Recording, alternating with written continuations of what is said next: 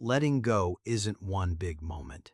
It's a skill, and like any skill, your mind can learn it. These three habits gently teach it.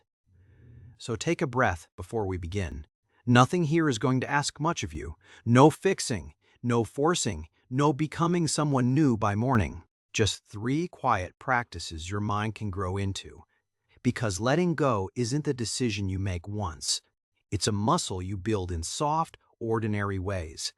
The kind that don't look like anything from the outside. The kind no one claps for.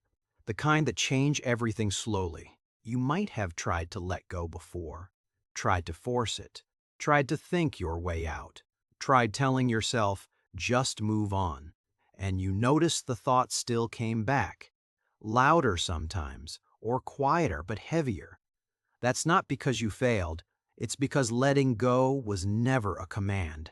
It's a language your mind learns one gentle word at a time, and tonight you'll learn three of those words. Small ones, kind ones, real ones. Nothing dramatic, nothing you have to believe in. Just three habits that, over time, teach your mind the shape of release.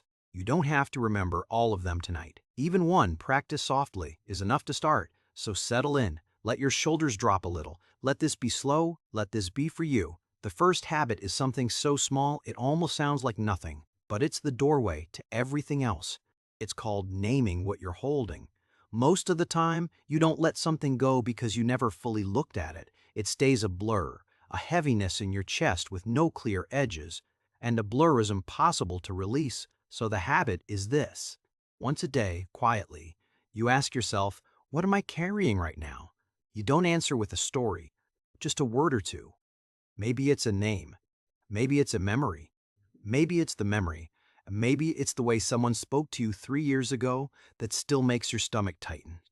You don't have to fix any of it. You just name it, like turning on a soft lamp in a dark room so the thing you were tripping over becomes visible. It sounds too simple, doesn't it? But the mind cannot release what it refuses to see. Naming it is not the same as reliving it. You're not diving back in. You're just acknowledging gently that this weight exists. And something quiet happens when you do. The thing loses a little of its grip.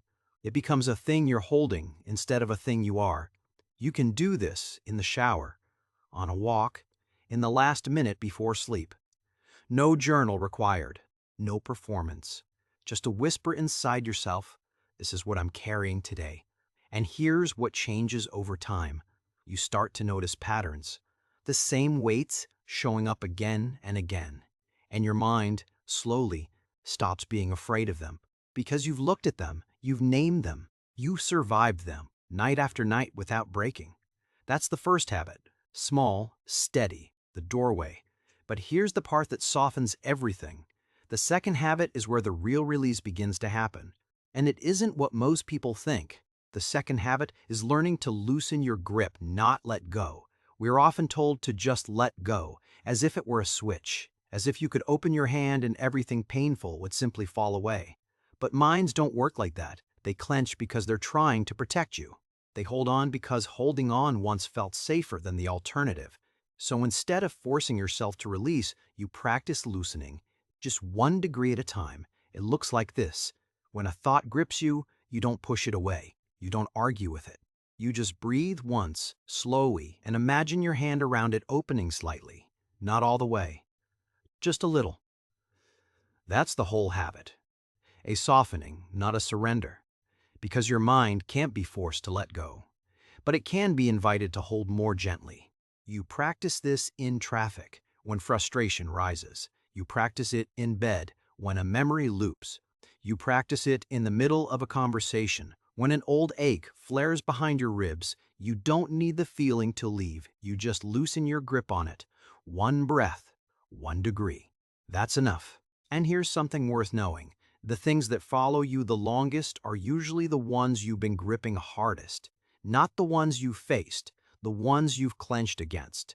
So loosening is not weakness. It's the opposite. It takes a quiet kind of courage to stop fighting what you feel. Some nights your grip will still tighten. That's not a failure either. You just notice and soften again, and again, and again. That's how your mind learns, not through one big release, through 1,000 small ones, most of which no one will ever see. And there's one more habit that ties these together, the one that turns loosening into a way of living. The third habit is closing loops before sleep. Your mind carries a lot of unfinished business into the dark, conversations you didn't get to end, feelings you didn't get to feel, days that closed without ever really closing. And when you lie down, all of it comes to the surface, not because you're broken, because the mind, in the quiet, finally has room to speak. So the habit is this. Before sleep, you take 1 minute, just one, and softly close the day. You can say it out loud or in your head. Today happened. I did what I could. What's unfinished can wait until morning. That's it. No review, no self-critique, no list of what you should have done differently. You're not solving anything. You're just marking the day as done, so your mind knows it's allowed to rest. It sounds almost too small to matter, but your nervous system listens to rituals like this. It softens when it knows a day has a boundary. Without that boundary, every night bleeds into the next morning. Every worry stays open, blinking like a tab you never closed.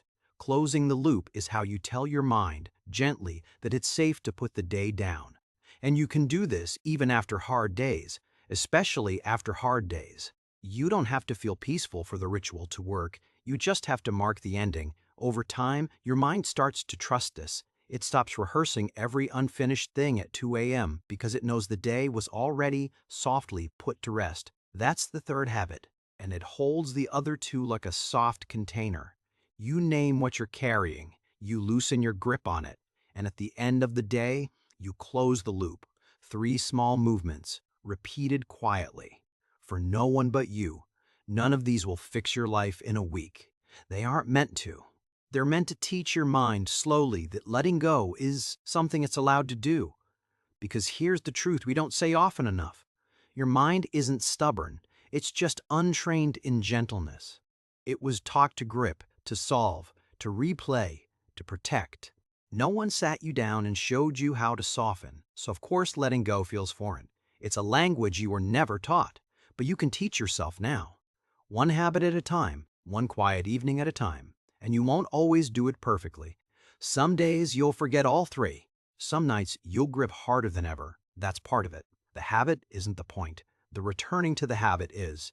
Every time you come back to naming, loosening, closing, even after weeks away, you're teaching your mind that release is always available, that it's never too late in the day, never too late in your life, never too far into a feeling to soften. You are not behind. You are just learning something you were never handed. And it's beautiful in a way that the mind that once learned to grip so tightly can also learn, if you're patient with it, to open. So tonight try just one of these, not all 3. Just the one that felt closest to something you needed. Maybe it's naming, maybe it's loosening, maybe it's closing the day. Whichever one you choose, do it gently. Do it without measuring. Do it the way you teach a small tired thing something new. Because that's what your mind is most nights. Not stubborn, just tired. Just waiting for someone kind to show it another way. And you can be that someone. You already are, in the fact that you listened this far. If this reflection settled something in you, stay with me here on Stillwell. There's a slower, softer one waiting for you next. And if you'd like, leave one word in the comments, whatever you're setting down tonight. I read them quietly, the way they were written. For now, though, let this be enough. You learned 3 small words in the language of letting go. Naming, loosening, closing. That's more than most people learn in a lifetime. Sleep well tonight, or rest well, wherever you are. Your mind is learning, slowly, kindly, in its own time, and so are you.